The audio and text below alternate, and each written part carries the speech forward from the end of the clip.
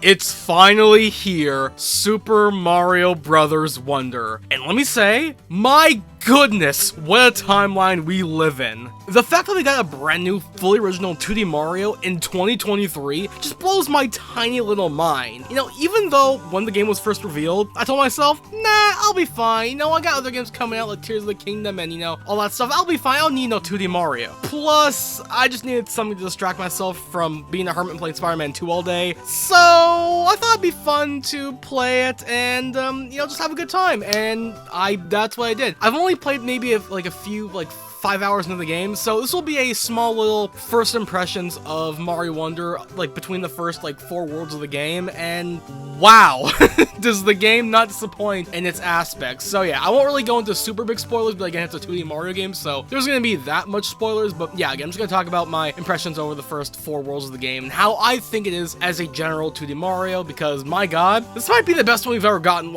ever. Now, starting up front, of course, we have the visuals of the game, which are beautiful. It seems like with every passing Switch game and every passing year, the Switch visuals find new ways to make them really pop out and stand out because, you know, we are on the last years of the Switch, you know? People think that the thing's underpowered, and even though in some aspects it technically is, but, we've shown in the last few years that games like, you know, Xenoblade Chronicles 3, Pokemon Legends Arceus, Pikmin 4, and even Super Mario Wonder, the Switch can push to the limits with a unique art style, unique visuals, and unique animations that, you know, doesn't need to look realistic.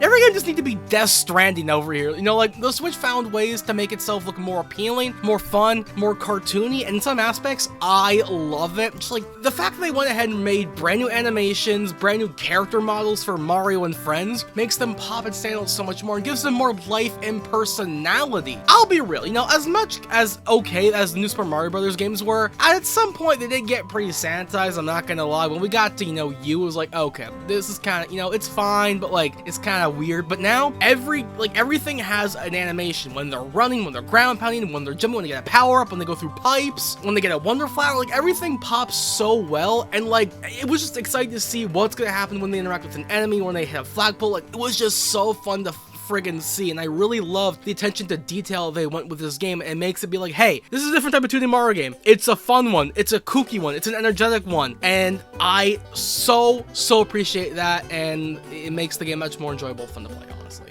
And also, not to mention, you know, the map screens as well. I mean, the Flower Kingdom itself is a random, wacky world that at first I wasn't really a big fan of, but as I kept going through the first, you know, World 2, World 3, and all that, I'm like, oh, they still have their own themes. You have clouds and deserts and forests and all that stuff, but they each have their own little unique things that make them very different.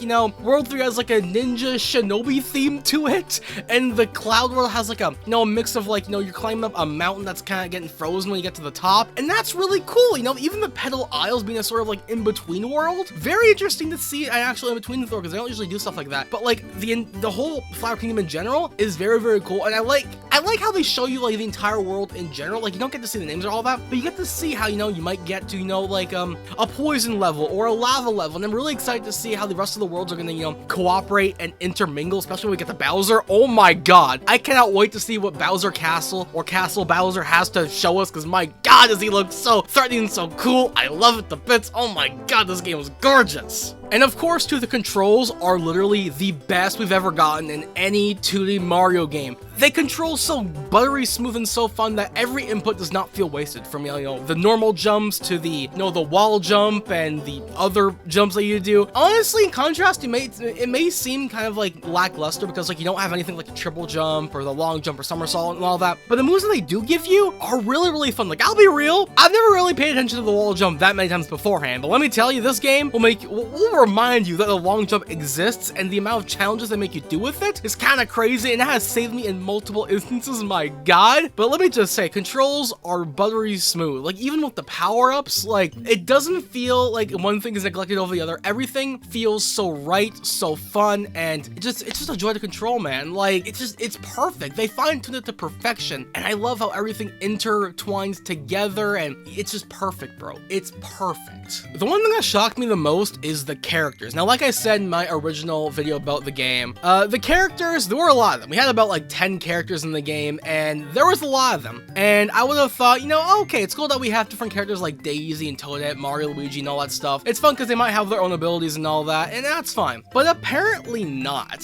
From what I've gathered playing the game, the characters don't really have any unique abilities. Like Luigi doesn't have his trademark slippery shoes, or Toad doesn't run particularly faster than the others, or, you know, Peach doesn't float. But I think that's a good thing, honestly. I feel like they made the way of, because they have so many characters, if you pick one, they don't have a distinct advantage over the other, and I think that makes that more fun for not only younger kids, but families together, because you know what? Oh, you just need to pick your favorite character. That's it. There's no Mario Wonder tier list and all that, and it's just, it's fun. It's a fun, unique choice. Now, honestly, if I was playing the game, would I have wanted, the character abilities? Yes, because, you know, they were in 3D world, and that was just a fun thing to give the character something unique and special. But just the fact that you get to play as, you know, Blue Toad again, or Daisy, or Toadette, or Nabbit, it's kind of crazy and kind of fun, not gonna lie. Like, I'm still in shock that we get to play as a Yoshi and a Nabbit together. Like, what world do we live in that this kind of shows up? But it works. It honestly to God works, and even if they don't have the powers, like, I'm still switching between characters. Like, I played, you know, Blue Toad for first majority of World 1, then Daisy, and now I've been playing through half the game as Luigi. I don't know why, just Luigi is cool, and the new voice actor, Kevin Afghani, by the way, does a fantastic job voicing Mario and Luigi. Like, some people gave him flack, being like, oh, he's not Charles Martinet, but Charles Martinet was old, bro. He's getting up there in years, and we want the man to rest. No, this isn't like a Mel Blanc situation where, like, they didn't have anyone else to voice him. Like, Charles Martinet did his time. He was fantastic. I will always respect the man, but we didn't want a raspy sounding Mario at the end of the day. I'm glad that we got Kevin Afghani. He does a great job, and his Mario sounds a bit younger and enough chipper, and you know what? If you go back to the original Mario 64, Mario sounded a bit like that too, so I'm glad that we have a new wave of the Mario family, and Kevin's doing a great job. Honestly, like props to you. You're doing a great job, and I love the way all the characters sound. They look and sound fantastic. I love it, man. Now, of course, the two big new things from Mario Wonder are the new power-ups and the badges. First off, the power-ups. There's only 3 new ones, being the elephant apple, I guess, the drill mushroom, and the bubble flower. And all of these are very fun to play with, especially the elephant apple. Like, my god, you would think that it would be kind of sluggish to control a giant, chunky elephant, but they use the ability super well. Like, you're a big honking force. You can not only push super heavy objects, you can store water in your trunk to, you know, water the little toad little mans and the flowers that can give you more coins and purple coins. You can ground pound on, you know, big elements to discover more secrets, and it's just a fun thing to see you as an elephant. Like, when I saw Elephant Blue Toad looking like Babar, I was like, oh, this is cute. And they all look really good, not gonna lie. I really love that. You know, the bubble flower too, while being a very interesting power-up and being used for fun platforming, it's alright, not gonna lie. I mean, yeah, Bubbles is cool and all, but it's fine. The drill flower though, or mushroom rather, I like the fact how they took this little power from Mario Galaxy 2, the spin drill. It's like, let's make this into a mushroom. And it is so cool because not only can you ground pound onto the ground and just drill all the way around, but you can also drill upwards and drill through blocks, and basically you are impervious to height damage when things fall on your head. That's amazing. Stuff that I never thought would be good for drill power, but they made it super cool, and I love this drill mushroom. Like, you are in my top 10. You are that good, and I really do love these new power-ups. And of course, now you have mushroom, fire flower, and superstar in there, which that's iconic and all that. But the power-ups that we do have, very fun. I love the new additions, and